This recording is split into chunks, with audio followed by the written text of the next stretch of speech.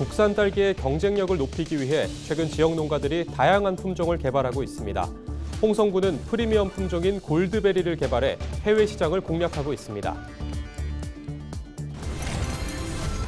충남 선관위가 허위 학력을 공표한 재보궐선거 예비후보자 A씨를 고발했습니다. A씨는 입학한 적 없는 학교에 총동문회 이사를 했다는 프로필을 언론사에 제공한 혐의를 받고 있습니다. 최근 5년간 충남 지역 내 주택 화재 건수는 감소했지만 사상자 수는 늘어난 것으로 나타났습니다. 대부분 컨테이너 등 취약 주거시설에서 화재가 난 것으로 밝혀졌습니다.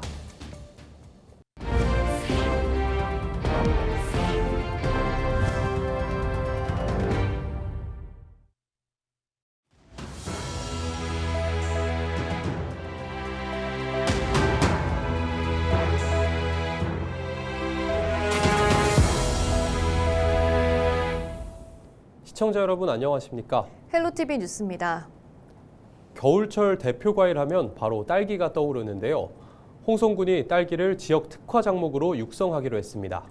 홍이 딸기에 이어 프리미엄 품종인 골드베리까지 미국 등 각국에서 인기를 끌고 있다고 합니다. 이미정 기자의 보도입니다. 새빨갛게 익은 딸기가 줄기마다 주렁주렁 열렸습니다. 높은 당도와 청량한 맛이 특징인 홍이 딸기입니다. 홍성군과 한 농업회사 법인이 자체 개발한 품종으로 2023년부터 본격적으로 재배가 시작됐습니다.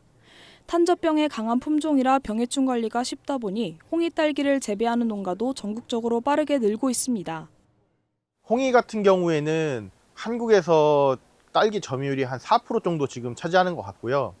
빠른 시간에 보급이 될 수 있었던 거는 수량이 많고 병 저항성이 좀 강해서 그런 것 같습니다. 겉보기엔 일반 딸기와 다를 게 없어 보이지만 잘라보면 노란빛을 띱니다. 일반 딸기보다 4배 가까이 비싸게 팔리는 프리미엄 품종 골드베리입니다. 홍이 딸기 재배가 전국적으로 늘면서 경쟁력이 사라지자 홍성군이 프리미엄 품종을 내세워 차별화에 나선 겁니다. 높은 당도와 아삭한 식감으로 해외 소비자들의 입맛을 사로잡으면서 최근 수출량도 빠르게 늘고 있습니다. 지금 싱가포르하고 주 수출 국가는 미국, 지금 뉴욕 쪽에 많이 나가고 있고요. 저희가 프리미엄 딸기로 품질을 엄선해가지고 보내고 있습니다. 홍성군은 해외 시장을 찾아 홍성 지역 딸기의 우수성을 알리는 한편 품종 보급 등 지원에 나설 계획입니다. 현재 홍이와 골드베리가 미국, 캐나다, 중동, 동남아시아 등 15개국에 수출되면서 K딸기를 선도하고 있고 앞으로 연간 150톤 이상을 수출할 것으로 전망을 하고 있습니다. 겨울철 대표 과일인 딸기. 홍성군의 프리미엄 품종 개발 등 차별화된 전략이 국내는 물론 해외 소비자의 입맛까지 사로잡고 있습니다. 헬로티비 뉴스 이미정입니다. 충남 선관위가 허위 학력을 공표한 재보궐선거 예비후보자 A씨를 당진경찰서에 고발했습니다. 충남선거관리위원회는 오늘 4월 예정된 재보궐선거에 출마를 선언하며 허위 학력을 공표한 예비후보자 A씨를 공직선거법상 허위사실 공표 혐의로 고발했다고 밝혔습니다.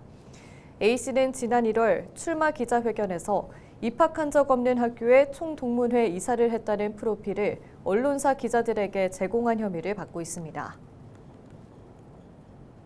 최근 5년간 충남 지역 내 주택 화재는 감소했지만 사상자는 늘어난 것으로 나타났습니다.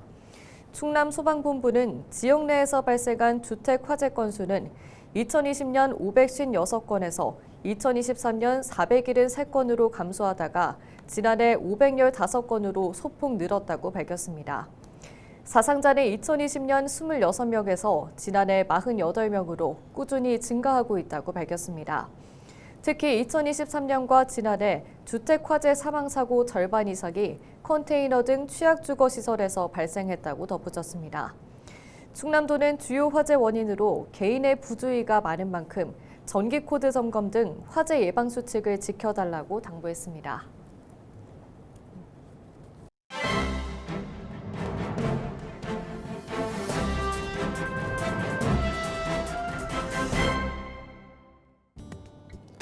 충청투데이 기사입니다. 학폭 전담조사관은 사안 처리의 전문성 강화와 교사들의 업무 민원 경감을 위해 지난해 도입됐습니다. 조사관 제도는 교사들 사이에선 일단 만족도가 높습니다. 그간 학폭 업무에 큰 부담을 느꼈고 학생, 학부모로부터 받는 민원에도 고통을 호소해 왔기 때문입니다. 실제 교육정책 네트워크 정보센터에 따르면 충청권 교사 51.7%가 학폭 전담 조사관 도입 이후 관련 업무가 경감됐다고 응답했습니다. 이들은 제도 도입 이후 역할 및 업무 변화를 묻는 질문에도 학부모 민원 감소를 1순위로 꼽았습니다. 반면 조사 과정에서 교사와 조사관 간 협력 부족은 숙제로 남습니다. 조사관들은 교사들이 수업 시간에 연락이 어렵고 일부 학교의 경우 비협조적이라 사안 처리에 어려움을 느낀다고 토로합니다. 교사들 역시 제도의 문제점으로 외부 인력 투입으로 인한 소통의 한계를 꼽았는데 특히 충청권은 가장 높은 비율로 집계됐습니다. 조사관이 1년짜리 위촉직이고 평균 연령대가 60대라 학생은 물론 교사들 역시 소통에도 어려움을 느끼고 있습니다. 지금까지 신문 브리핑이었습니다.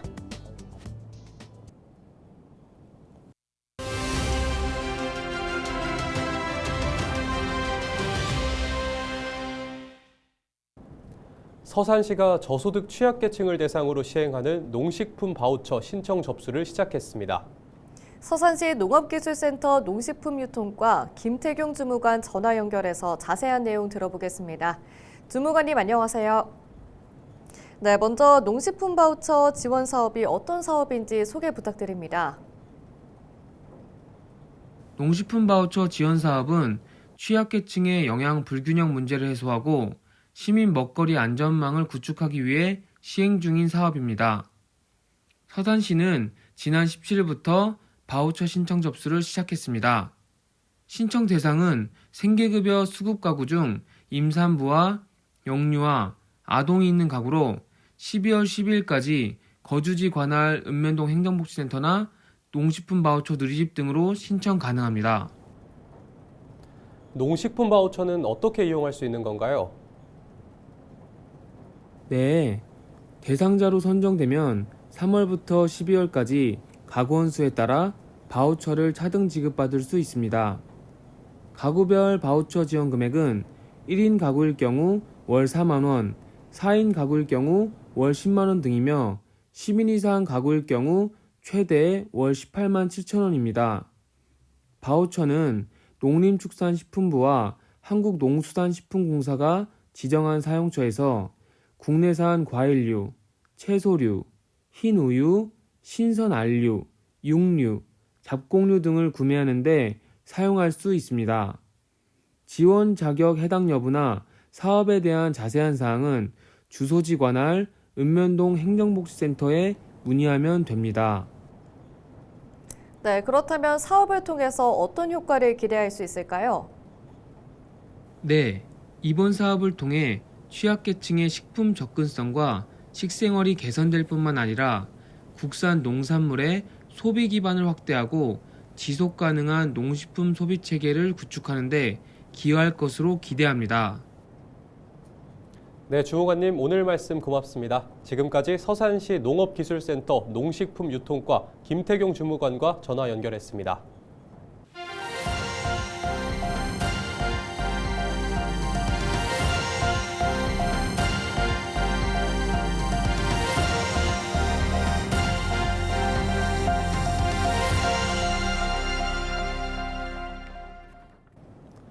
부산 호텔 신축 공사장 화재로 지자체와 소방, 산업안전당국이 다시 전국 공사 현장의 화재 안전을 점검하고 있습니다. 화재 예방 교육과 현장 점검을 강화하고 있지만 공사장 화재는 여전히 해마다 수백 건씩 발생하고 있습니다. 이관성 기자가 보도합니다.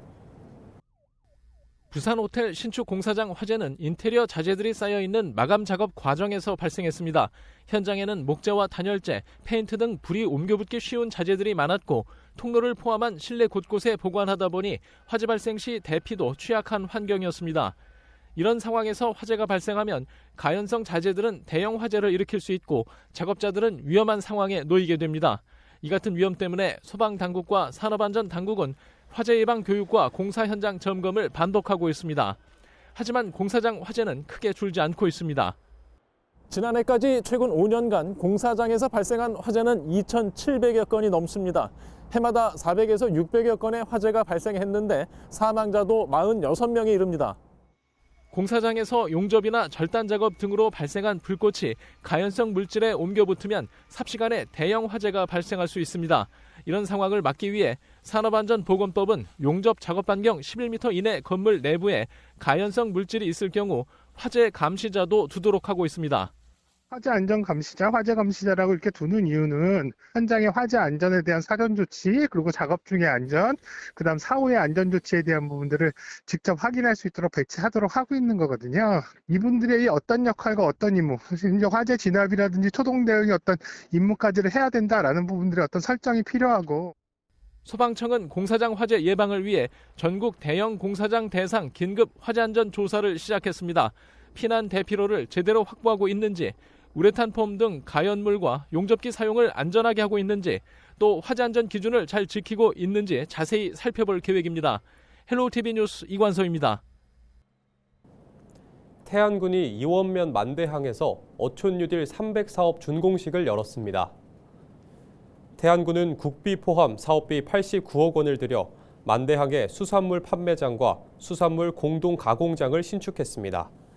또 소형 어선 계류 시설과 하역 크레인 등을 조성했습니다.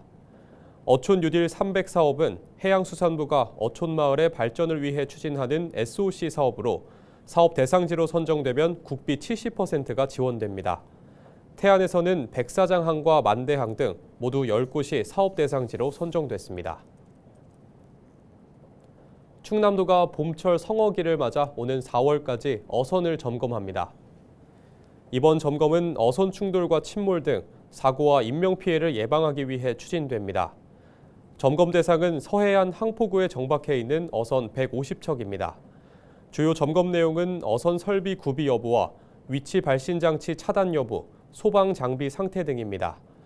충남도는 구명조끼 상시 착용과 어선 위치 발신 장치 상시 작동 등 준수 사항을 홍보할 계획이라고 밝혔습니다. 충남도 보건환경연구원이 하수 기반 감염성 감시 지점을 8개로 확대합니다. 충남도는 기존 6개 지점에 당진과 보령 하수 처리장 2곳을 추가했다고 밝혔습니다. 주요 점검 병원체는 코로나19와 노로바이러스, 급성호흡기 바이러스 등입니다. 하수 기반 감염병 감시는 생활하수 내 바이러스 등을 검사해 지역사회 감염병 발생 상황과 추이를 파악하고 감염병 유행을 예측하는 감시 기법입니다. 서산시가 도시안전통합센터에서 관제하는 모든 CCTV에 지능형 선별관제 시스템을 도입했습니다.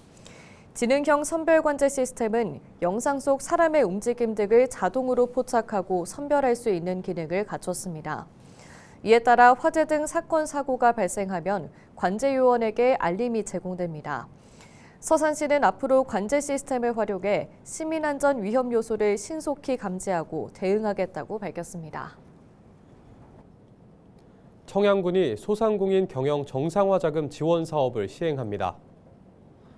청양군은 경기 침체 속 지역 내 소상공인의 어려움을 덜기 위해 사업을 시행한다고 밝혔습니다. 지원 대상은 지난해 기준 매출액 1억 400만 원 미만의 소상공인입니다.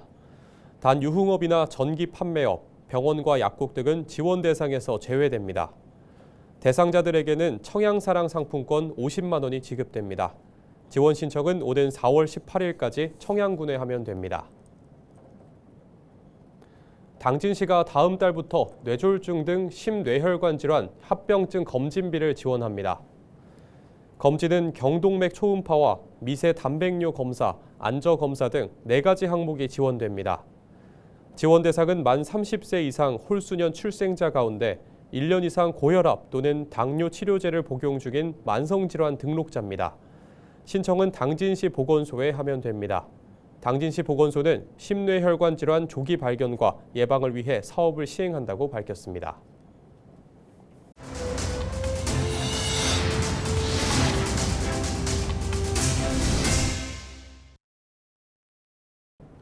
이상으로 뉴스를 마칩니다. 시청해주신 여러분 고맙습니다.